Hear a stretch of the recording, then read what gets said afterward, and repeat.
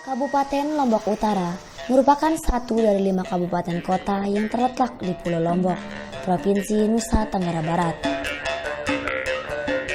Diberkahi dengan potensi pariwisata yang besar serta panorama alam yang indah, menjadikan Kabupaten Lombok Utara sebagai tujuan investasi pariwisata yang menjanjikan. Di Kabupaten Lombok Utara terdapat gugusan pulau-pulau kecil yang lebih dikenal dengan sebutan Gili Matra, yaitu Gili Minu, Gili Air, dan Gili Trawangan.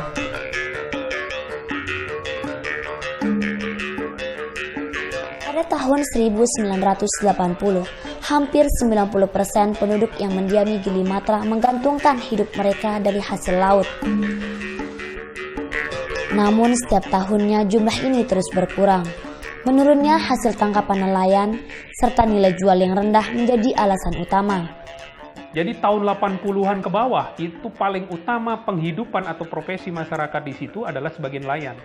Kemudian sejak berkembangnya pariwisata tahun 90-an ke atas, kemudian mengalami pergeseran mata pencarian.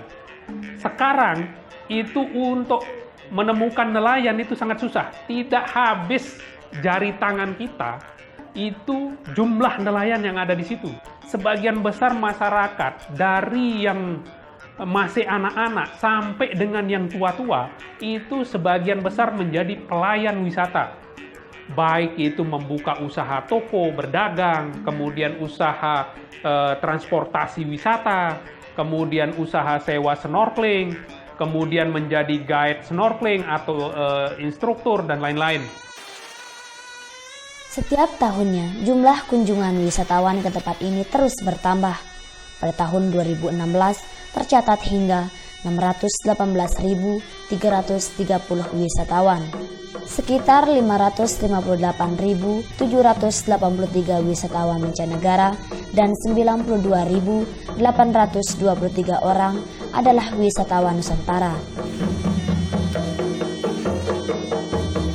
Jumlah penyelam dan aktivitas snorkeling terus meningkat.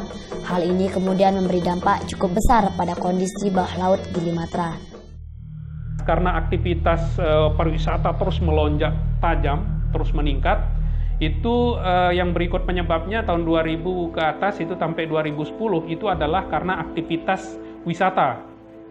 Baik itu dari transportasi, kemudian yang kedua dari aktivitas wisata itu sendiri, orang menyelam, ada yang menginjak karang, kemudian orang snorkeling, kemudian glass bottom boat yang salah menempatkan jangkar dan lain-lain.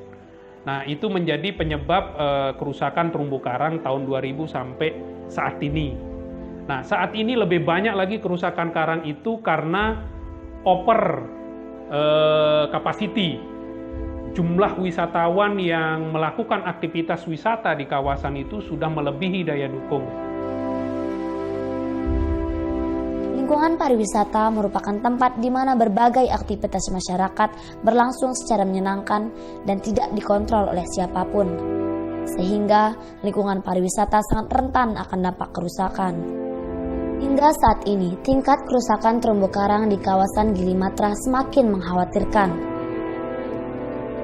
Kerusakan terumbu karang di kawasan Gili Matra, Trawangan, Meno, dan Air itu sudah cukup parah. Jadi kebetulan saya melakukan riset itu 30 tahunan. Jadi kami mengevaluasi selama 30 tahun dengan 3 metode. Satu adalah mapping participatory. Jadi masyarakat kita minta untuk menggambar, memetakan potensi yang dia punya, mengevaluasi terumbu karangnya. Kemudian yang kedua, mengumpulkan data-data terdahulu. Jadi membandingkan data terdahulunya dengan yang saat ini. Kemudian yang ketiga, menggunakan citra satelit. Nah, dari hasil ketiga metode itu dapat saya simpulkan bahwa terjadi degradasi terumbu karang yang sangat parah. Besarnya tekanan lingkungan di Gili Matra adalah salah satu sebab rusaknya keanekaragaman hayati. Menjaga dan melindungi kawasan Gili Matra adalah hal mutlak jika kita ingin bergantung pada sektor pariwisata. Terumbu karang memiliki manfaat yang besar bagi kehidupan manusia dan lingkungan. Terumbu karang bukan sekedar menjadi tempat hidup dan berkembang biota laut, namun terumbu karang mempunyai fungsi dan peran yang tidak bisa diremehkan bagi lingkungan. baik di laut, pesisir, maupun di darat. Peran semua pihak menjadi suatu hal yang sangat penting.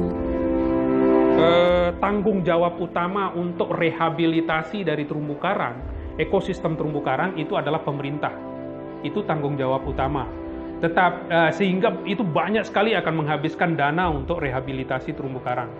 Tetapi alhamdulillah dari kegiatan-kegiatan kami mencoba merubah paradigma itu, bahwa transplantasi karang atau rehabilitasi karang adalah bukan sesuatu yang akan menghabiskan uang pemerintah atau negara, tetapi justru itu akan mendatangkan uang atau memberikan nilai tambah ekonomi bagi pemerintah maupun bagi masyarakat di sekitar kawasan. Pemanfaatan sumber daya alam yang berkelanjutan tidak hanya berhenti dari usaha-usaha yang telah dilakukan. Kesadaran secara menyeluruh dari masyarakat dan pemerintah untuk lebih menghargai lingkungan, sehingga dengan sendirinya akan memberi nilai bagi keberlangsungan pembangunan. Besar harapan kami, segala bentuk kegiatan yang kami lakukan itu disupport dengan sepenuhnya oleh Pemda. Kami memang jujur ya, kami tidak pernah mengirim proposal kegiatan kami ke Pemda, karena kami mau tahu responnya Pemda itu seperti apa. Mereka peduli nggak? Kalau memang mereka peduli, katanya kan Lombok Utara itu mendengung-dengungkan wisata ya, sebagai KLU menuju wisata dunia. Jadi apakah sekedar hal promosi saja? Kalau memang mereka peduli, tolong dong diperhatikan juga. Dan perlu perhatiannya itu harus tidak cuma sekedar omongan atau bentuk tertulis saja. Kami butuh actionnya mereka juga dalam hal ini. Semakin sukses pariwisata pada suatu daerah, semakin besar pula tekanan terhadap lingkungannya. Pengembangan sektor pariwisata yang tidak memperhatikan aspek lingkungan dapat berdampak negatif pada perkembangan pariwisata pada masa yang akan datang.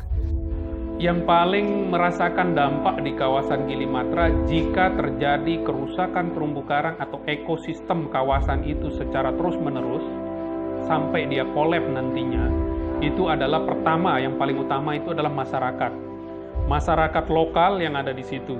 Untuk kondisi saat ini, karena terumbu karang itu merupakan ikon pariwisata dan konservasi, ketika ikon pariwisata atau daya tarik wisata itu sudah hilang, yaitu terumbu karang yang semakin rusak, maka konsekuensinya adalah wisatawan akan jarang datang ke kawasan itu. Nah, konsekuensi dari kurangnya atau berkurangnya wisatawan datang itu adalah sudah jelas pendapatan masyarakat, pengusaha itu pasti akan jauh berkurang. Kesadaran secara menyeluruh dari masyarakat dan pemerintah untuk lebih menghargai lingkungan, sehingga dengan sendirinya akan memberi nilai bagi keberlangsungan pembangunan. Semakin sukses pariwisata pada suatu daerah, semakin besar pula tekanan terhadap lingkungannya. Pengembangan sektor pariwisata yang tidak memperhatikan aspek lingkungan dapat berdampak negatif pada perkembangan pariwisata pada masa yang akan datang. Tentu yang akan paling merasakan dampak tersebut adalah masyarakat itu sendiri.